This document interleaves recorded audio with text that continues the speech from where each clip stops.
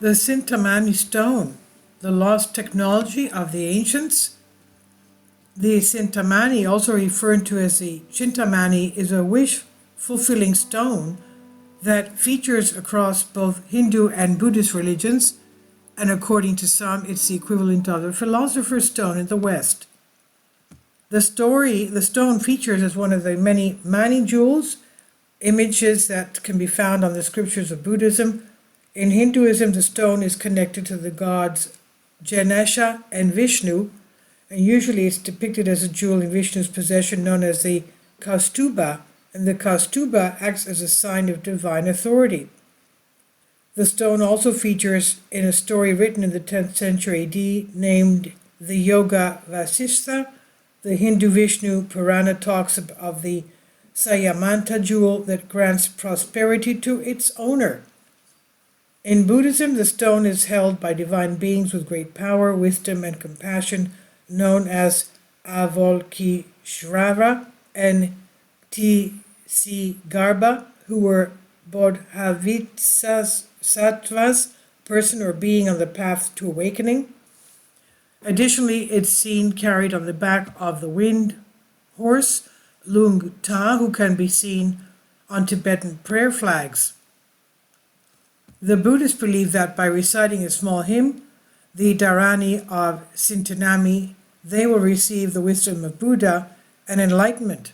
And in this tradition, the stone is often depicted as a luminous pearl and can be found in the possession of many of the different forms of Buddha. What are the Mani jewels? The Mani jewels are several gems that are mentioned prominently in Buddhist literature. The written texts and traditions vary between presenting mythical relics and as metaphors for Buddhist philosophy.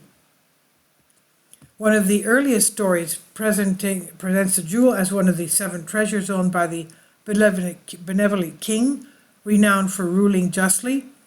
Additionally, it appears in stones as a crystal that can purify water and be used by traveling monks when in need on their travels. It would cleanse the murky water into something clear and drinkable. Researchers claim that this is a metaphor for using faith to overcome doubts and clouded thoughts.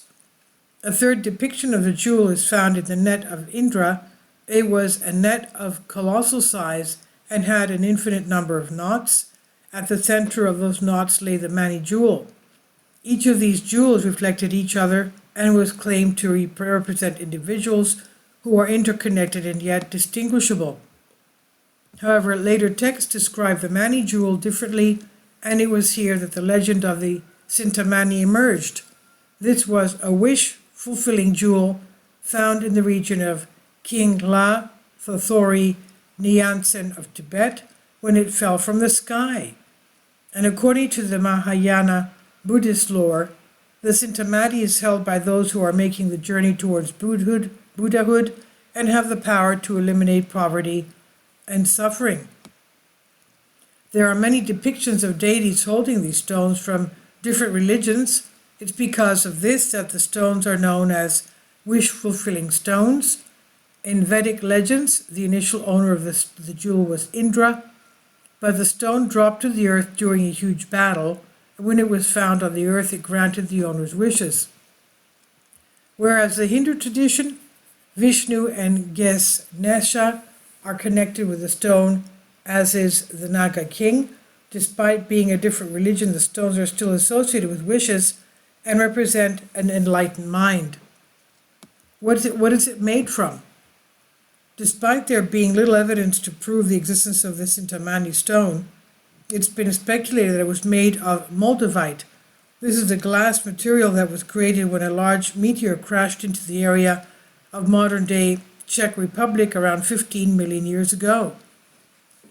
In the crystal healing community, moldavite is considered one of the best stones for enhancing healing and psychic energies. For example, the emerald tablet, most famously known for containing alchemical instructions and for being associated with the philosopher's stone, is also thought to be made of moldavite. The legend states that this stone was taken by enlightened people who hid it away in Shambhala, a legendary kingdom that lies north of the Himalayas in Asia. One day, it said, a king will come from Shambhala and bring forth the golden age. One Russian artist, occultist, and philosopher, Nicholas Roerich, believed that Shambhala was real and set out to find it. He and his wife Helena were advocates and students of theosophy. This is a spiritual belief system that a group of enlightened masters would arise and unite all mankind. Roerich believed that he had discovered a piece of the Cintamani stone in the 1920s, and because of this set out to find the sacred ladder of Shambhala. Where he got this piece of stone is unknown. Some claim that he received it from the League of Nations after peace could not be created after World War I. In 1929, Nicholas made his first trip to Asia under a banner of peace. Delegates from more than 20 countries attended conferences to discuss a pact put forward by Roerich, in which nations were expected to protect and avoid the destruction of cultural heritage during the war and not to neglect them in times of peace. Despite many trips to Asia, Roerich did not manage to reach Shambhala.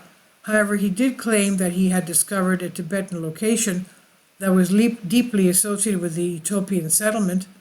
Roerich lost much of his funding in the 1930s from America as he became known as a megalomaniac. On top of this letter, letters that Roerich had been writing to Henry Wallace about the stone were made public, leading to the embarrassment of them both.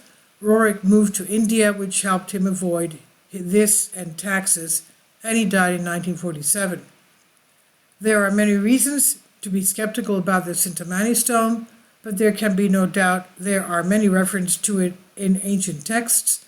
There are even lists of people who may have held it, including King Solomon, Alexander the Great, and the Mughal Emperor Akbar. However, little can be proved at the moment. And this has to do with the mystical, ancient Cintamani stone.